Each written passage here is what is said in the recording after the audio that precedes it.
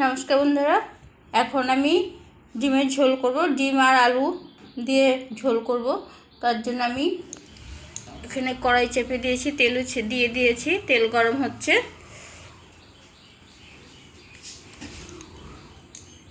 ডিমটাকে ভেজে নেব।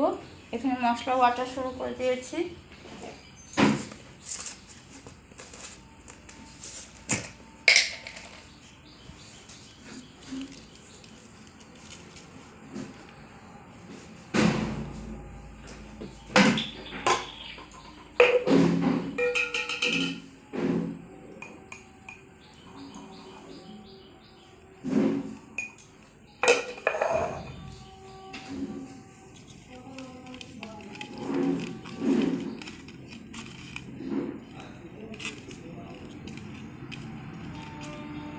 লবণ হলুদ মাখিয়ে নিয়েছি।